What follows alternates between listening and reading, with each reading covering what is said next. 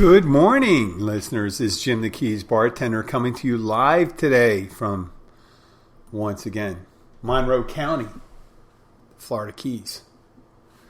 How are you today?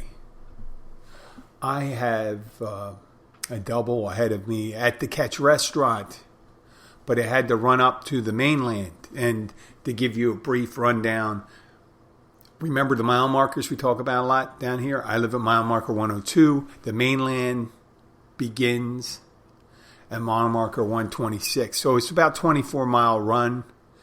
And then I had to go another 5 miles. I had to pick up some medication for my dog Roxy. And it's always interesting making the ride up there if you haven't been down here before. Overseas highway. I'm going to talk quickly about that. Now, the overseas highway, they built a new road there in order to make it easier access to the Keys. And originally when they were constructing it, it was supposed to be a 4-lane road, two lanes south, 2 lanes north. And I came down here when they were finishing construction on the highway. They were doing it, I guess they were doing it parallel maybe, closing one side of the road, doing it and all that stuff. Well, in the end, when they finished building the road, I came in 2007, 2008, when they finished this road coming into the Keys. It was a 2-lane road again. 1 lane north, 1 lane south. Separated with a concrete barrier. Now it's 55 miles. Everyone travels if you can, they do around 65, 70. When I was driving up today, there was virtually 2 miles in front of me because I don't want to admit to how fast I was going, but I was going a little above the speed limit. You could guess what it is, but I'm not saying because I'm not culpable. And there was no one behind me. I didn't get passed by anybody the whole way up. That's unusual. I'm leaving at, 25 after 7 to get to a place, the animal hospital, to get there at 8 o'clock. And I got there dead on 8 o'clock. And when it's like that, you can look at the road and you say, well, obviously there's no need for it because look at all the excess. Well, coming back, it took me about 20 minutes longer because it got all backed up coming into town and coming into the Keys. That they have 2 passing zones in there where you explains the 2 lanes on each side so you can pass slower traffic. But that really doesn't help for more than like a half mile or something like that if you have someone in front of you, right? Going slow. And there's always someone going a little slower. But the way I think about it is they should have the 2 lanes exiting the Keys. They should have made it a 3-lane road. Right? Because it's much more dire having to leave quickly to evacuate than it is to come back in. Meaning, if you need to leave the Keys because of severe weather, a hurricane, it's pretty much always a hurricane. You need extra capacity. And there's just why they put all the effort and resources into it. And originally when they built it on a bed. They used the fill from dredging to build the bed. And what happened is settling, and the roads looks like any road you'd find up north with the potholes. Not a shitload, but a decent amount of potholes considering that we don't have that big fluctuation of temperature that causes a lot of those potholes you see up north. But yeah, when you have to leave, it's amazing. If you have to leave the traffic, if there was a calamity, I hate to see what the road would be like. I evacuated once before and we didn't have too much problem leaving because we didn't have a lot of people coming in with the supply trucks. We get a lot of construction. We get a lot of day workers coming in, people coming in to work, people leaving, going out to work. So when they do evacuations, you usually get, people loading up the cars. You don't get single people. You get a lot of carpooling. So that construction, the idea between building that roads, and when you come into Keys, like I said, as soon as you get into Key Largo from that 2-lane road, one going north, one going south, it turns into a 4-lane road all the way down to mile marker 90, 91 in Tavernier. And then it goes back to 2 lanes. Once again, during the busy season, that becomes, more of a, what would you call, bottleneck. But I made it up there this morning, and I know down here they're doing traffic studies to make sure to see what they can do to alleviate the road, the traffic. And I don't see anything to alleviate it other than, unless they have some kind of secret that I don't fucking know about, there is no way you're going to alleviate the traffic, right? It's going to always be those bottlenecks, those 1 lane of traffic, 2 lanes going into 1 lane. And doing a traffic study because people are complaining about the amount of traffic down here is just a exercise in futility. Say, we noticed there's a lot more traffic down here. No shit. Like, you can't tell. Almost every road in any place in the United States, it seems that once a highway is built, it takes so long to build a roadway that they've already have, exceeded the traffic, meaning it's going to be packed again. Now, Miami, I have to say, a bunch of roadways just recently opened up over the last couple of years, and it seems to have lightened the traffic. But heading south, when you're from the mainland, heading through Miami, you have 4 or 5 4-lane roads, 5-lane highways, and when you get towards the end to Florida City and Homestead, it's back to 2-lane, then 4 lanes and 2 lanes.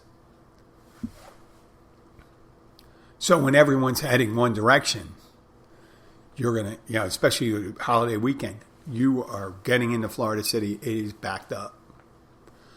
So, but I'm not complaining about traffic. That seems to be such a middle-class thing to do, doesn't it?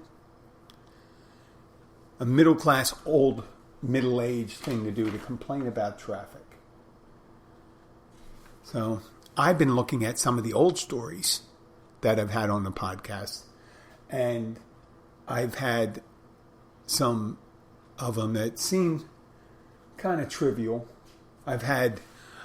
I look at these notes I wrote. One note is about a customer that came in with, they were regulars at one time, and they're no longer regulars anymore. They're boat people. When I say boat people, they didn't come here on a boat. Maybe they did come on a boat, but they live on a boat, and they used to come in all the time, and it kind of got pissed off at me because one time I was having, and I personalized this. I realized it was me, but I'm a grown up. They're a grown up. Usually they grow beyond that. But the last time they were regulars, I was going through it. I was stuck. There was things going on. There was real busy, and there was mayhem. Mayhem. When the kegs kick, you're low on ice. You need more garnishes and stuff, and you're getting the phones ringing, and you're just inundated with work. And, you break a glass, and you got to dump the ice and all this stuff. And it seemed like everything was happening at this time, and this couple comes in, and all of a sudden they see everything, and they start laughing. And they go, "It looks like you're having a kind of tough time." And I go, "Wow, Thanks. Hey, thanks for being a friend. I hope sometime when you're going through something difficult situations, I could be on the sidelines making wise-ass comments like you. And I don't know why I said it. It was kind of infantile that I said that, but it was infantile that they said it too. I'm not saying that's a good excuse, but I did say it in response. And they were hurt. They were hurt by it, so they don't come in anymore. But they were the kind of people that say, hey, listen, one time a person came in and says, your menu's so big, I don't know how to make a choice. And this was after 20 minutes after the woman was looking at the menu. So these regulars said, well, I'll help her out.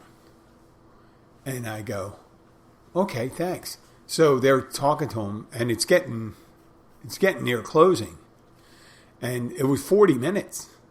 40 minutes and 45 minutes, and then it was like 10 minutes before closing. And then finally, I got to order something now. Yeah, you got to order something now because in 10 minutes you're not going to be able to order anything. And he goes, hey, I helped her out. I said it was 45 minutes or 25 extra minutes after you said you were going to help her out. I mean, they'd be still building the fucking pyramids if you were helping them out. I do miss a lot of my regulars, though. Then a lot of them are seasonal. And I did mention there was a time dysphoria, I think time dysphoria, where you're not sure the last time you've seen them. And we're rolling into our snowbird season. So in the next 4 or 5 weeks, we get our snowbirds coming down. Tom and Jane, Tim and Alice, Christ, a whole bunch of other people. We got friends from Pennsylvania coming down.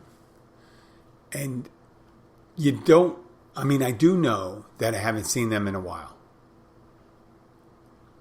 But sometimes they come in, it's like it was last week.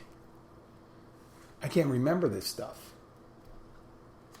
I can just remember from the incidents that we've had. When I say incidents, funny incidents, weird things that have happened. There was a incident with I had just came in, it was coming in the evening, and I was trimming my lawn prior to coming in and I took a shower and got ready for work. Obviously, I'm not a slob going into work after I'm doing lawn work and then getting ready. But every time I started out my trimmer, that high pitch whir, for some reason, it was attracting this cicada-like insect. And it kept on flying into my face, coming from the tree. And all of a sudden, every time I saw my lawn, it would just come out. And there's nothing like when you get a 3-inch flying insect wingspan flying and hitting you in the head. And it kind of stung a little. Well, I'm not stung like it stung me, but it hit me hard enough. And I'm like, what the fuck is this with this insect trying to kamikaze attack me when I'm doing that? So I'm telling these other people, and they said, that doesn't sound real. So why would I make that up? That's just a weird thing. People say, are you just bullshitting us? I said, listen, you have to understand, when I'm bullshitting you, it's going to be funny, it's going to be weird. It's going to be weird. If I tell you I'm not drinking, there's nothing weird about it. It's unique, but it's not weird, it's not funny. There's a lot of weird stuff that happens in the Keys. And when I make something up, it has to be somewhat tenable. There was one story that I told a couple years back, and it sounded like something I made up. It was this guy, Carl Tensler, and a young Cuban-American woman, Elena Helen Malagrade.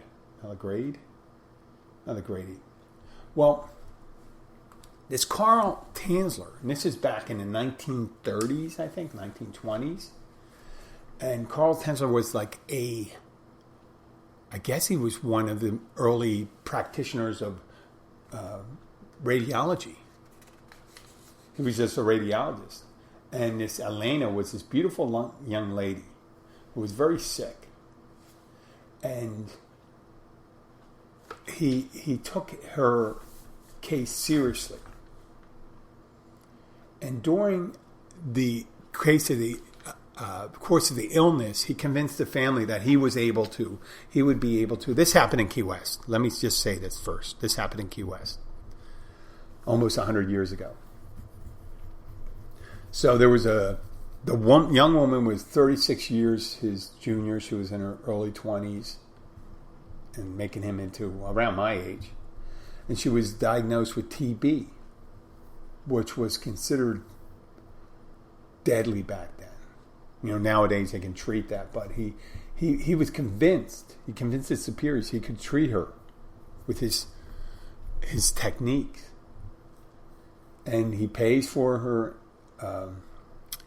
helps defer the cost of her treatment, oversees her treatment. She eventually dies. I mean, the guy expressed that just by his fascination with this woman. This definitely was like a stalker, kind of like a medical stalker. He says, "Don't worry, I'm going to be able to fix her, and we can get her healthy, and she'll be like new." Well, she didn't end up being new, but like new. She ended up dying, and he pays for her internment, kind of an apology to the parents, I assume. But during that internment, he eventually steals her body. So fascinated with this girl he is. For 7 years. I mean, he used wire to fortify the body. He used glass, plaster, waxed fabric to replace the skin. And her sister ends up finding her, and he reports this to the police. But the statute of limitation for grave robbery takes place, but desecration. But I guess they didn't charge him with desecration of the corpse. But this was so early that the funeral home, in order to defer the cost, it put the body on display for $1. I don't know what happened to Carl. Imagine he was arrested. I can't imagine he was doing much more medical practice. Hey, why don't we go and see the guy that kept the body in his house for 7 years? And remember, they didn't have AC back then. So I don't know how the hell that happened. It must have been a shitload of stuff like that. Problems with that. Okay, let me move on. Well, what was it? She was, Lyndon Ferrantino. What's this? It was set up on a blind date. Oh, I don't want to see that. Justin Betterman. Okay.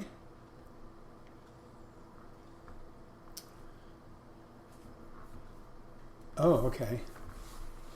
Was a liver transplant guy 3 weeks ago. Gets son a card to help him get around. The son gets pulled over for lack of registration, no license.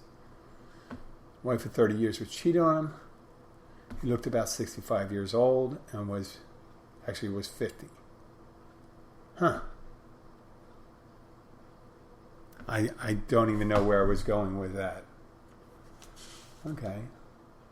Guy breaks driver's side window because he lost his keys. Punched out rear driver's side window. When he can't find the keys, they were beneath a bench he was sitting on. I don't get that one. That's a unique one. We have flight attendant, company, service employee, some clientele. I spoke about the similarities being a flight attendant and a bartender or a restaurant. But how flight attendants have to deal with people that are intoxicated when they arrive, much like a restaurant. What do you do then? You don't know.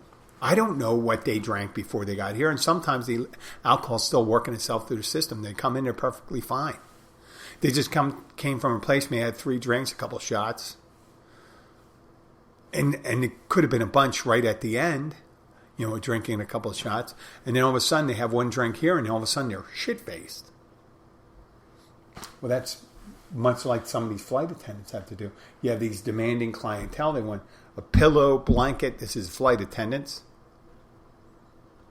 I get people that want food. They want to know why we don't have a certain... I have a guy that currently at the Catch restaurant in Key Largo, we just don't have the staffing to be open 7 days a week, so we close on our slowest day, Monday. And that's just temporary until that alleviates itself, until we get the proper staffing. Well,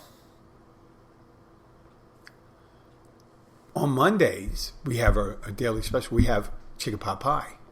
And we had a guy come in on a Saturday night, and he's a regular. And he asked, what's the deal? You have chicken pot pie on Monday. Now you're not open on Monday. How am I going to get the chicken pot pie? And he keeps on rattling on. I said, no, you still have chicken pot pie on Monday. And he goes, but you're not open on Monday. I said, that is the difficulty, isn't it? He goes, you're going to leave it at that? I said, yep, I'm going to leave it at that. And this way they don't have anything to complain about. They can just say, hey, listen, you talk to them. I want to talk to the manager. This bartender tells me that you have chicken pot pie on Mondays, but you're not open on Mondays. And the manager goes, yes. And he told me if I came in on Monday, I can have it on chicken pot pie. Yeah, that is correct. But you're not open on Monday. Yes, that's correct. And it was just circular, the whole argument right there. I don't understand when you have to repeat things. Like the door to the bathroom. I said, well, the door from the bathroom, there's a latch on the inside. So if it's locked, it's because someone's inside. There's no way to lock it from the outside. I mean, there is a way. I'm sure there's some budding Houdinis out there to figure out how to lock the door and then get out. Climb out the fucking window or something like that. But we don't have a bunch of Houdinis at our place. Harry Houdini used to be a guy who used to be an escape artist. The straight jacket in a water-filled vat, get himself out.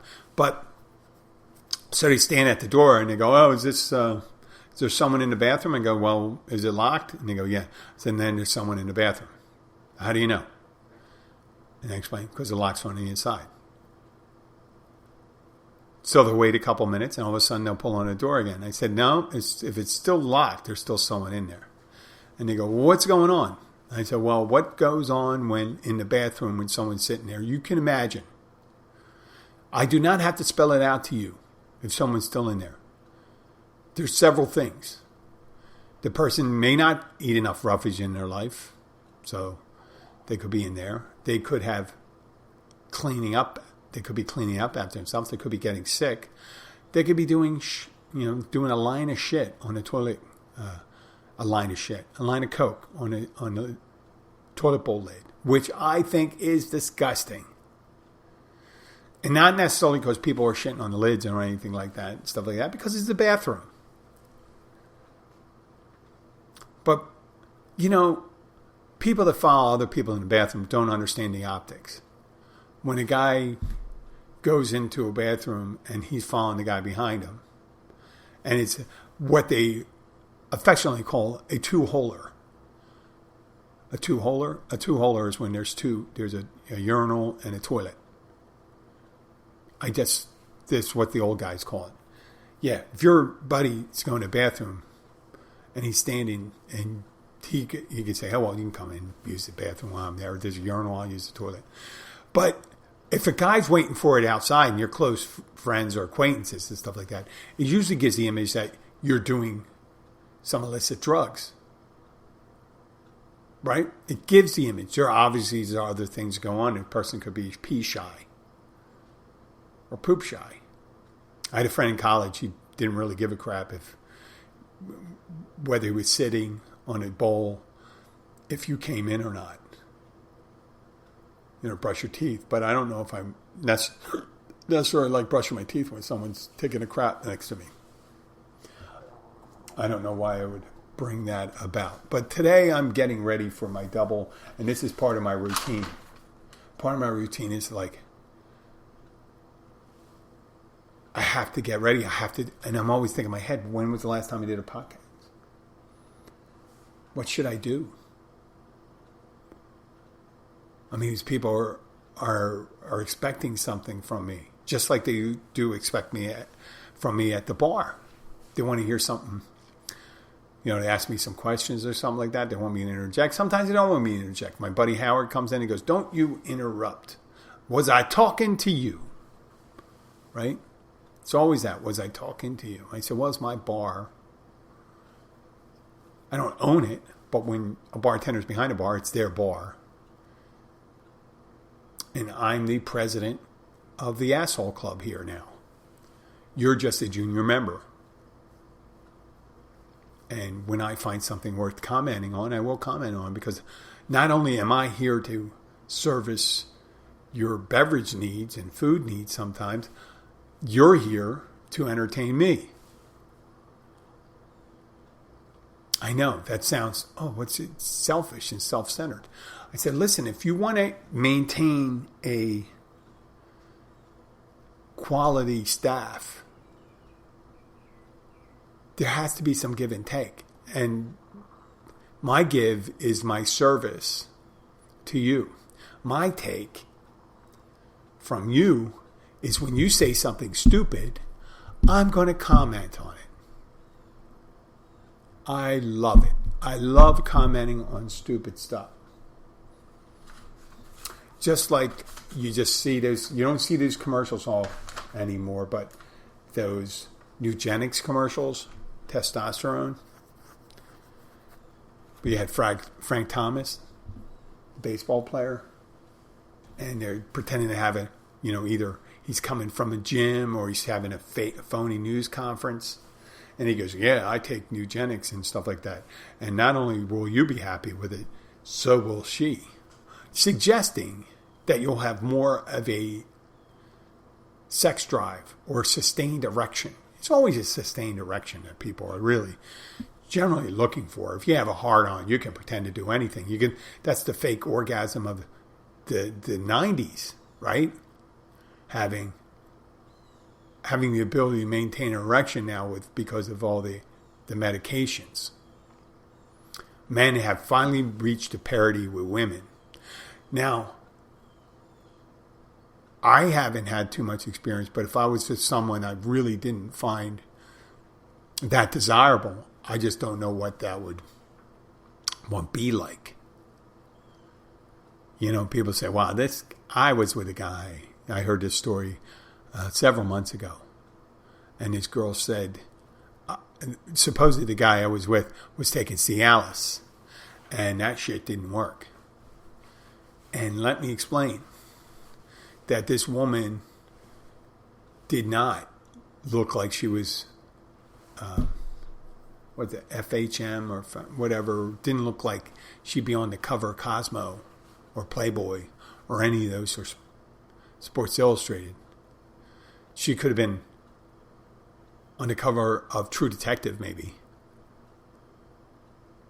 But not to me. And I was going to suggest, there are some times where the better choice in decision-making would be not to say anything. And I heard this whole thing, and I kept my mouth totally shut. And the people these other women are talking about it and stuff like that, and they think automatically that you should get an erection. But just think of this. When you ladies talk about men not being desirable and our habits and we're disgusting and maybe our bodies and all that stuff, just think it's not always... sometimes it's the same for men. If they don't find you desirable and they don't find that spark, just because you have boobs and a vagina guys mean you're going to jump for it. It's all not fun and games. Sometimes you think guys think in their heads and go like this is not something I really want to get into. And I mean that literally. They don't want to. They're not into you. And why a guy would suggest or tell any woman that he has Cialis if he's not totally gung-ho for that girl, I don't know. So that was a problem I had to think. I said, well, wait, if he told you that, then he might have been suggesting something like that. Or maybe he told you that when he was drinking and he sobered up a bit. And, because obviously Cialis and all those things, they can defeat whiskey dick. They can. But there's nothing like the human mind that really take away the starch out of that feeling if you're not into it. It could have been something you said. But don't automatically think that guys are going to automatically get into you just because they're on some medication. Okay. Well, I had this bit a while ago. I don't used to do best looking presidents. Well, I could probably John F. Kennedy probably be one, right? Barack. Ronald Reagan was an old man, but I guess he was in his 70-year-old self was probably all right. But Barack Obama, I said Barack Obama. I don't get this thing where people call Donald Trump handsome because that is it the fucking comb over or that bloated body of his that looks like he's a recipient of many adult diapers and spray tans. But if I had to rank them, it'd probably be Kennedy, Obama, and its fitness level, right? Probably Teddy Roosevelt. The ugliest presidents, you'd have to say Abraham Lincoln, probably Andrew Jackson. Andrew Jackson just had a feeling. And some of those, when they started coming out with pictures and stuff like that, you just look at them and say, boy, there was a different level of or judgment of beauty back then. With your fucking mutton chops and stuff like that. Oh. There's a rehash from a couple of years ago. The Lady's Taken. I was serving someone a while back, and it was outside on our patio, and I knew the woman before, and I have to say that there could have been a time where she was in the 7 territory, and I hate to be so crass and about saying this, but it's just, she calls a spade a spade. The lady was older. She had a couple rough years. She got the skinny legs, the cirrhosis belly, smoking a lot. But she was, I knew her. And her boyfriend from out of town comes to visit. So I went and I was being very nice. And I think they interpreted very nice as me being sweet on the woman. And the guy, who looked appropriately matched to the woman, like my friend Bill Conway used to say up in Philadelphia, every trash can has its lid. And I know that's mean. It sounds mean, but it's just the way it was. So I go back, I'm serving them, and the person says, I just want you to know, this is my girlfriend. She's taken. And I'm going, I'm nodding my head. I don't want to, the first thing is, your instinct is saying, are you fucking kidding me? I'm more likely going to go after that cat over there. Or a dog. It's just not my type. But I go, whoa, you are lucky. But instead of that, I say, well, you're a lucky man. And I swallowed that statement. Oh, you're a lucky man. I'll be back. And normally I don't go outside and help people. I just go up to one of the servers And I'd say, listen, do me a favor. Could you take care of that table? I just was checking in on them, see how they're doing. And they go, oh, okay. And I just said, and if they ask any questions about me, tell them I'm taking two. Well, listen, I'm going to call this end of the show. I do appreciate you for listening. If you do like the show, please share it with your friends. I don't know sometimes exactly how I'm going to start a show sometimes, but I certainly know when I should end it. And I hope I end it on a high note. And I hope you have a great day.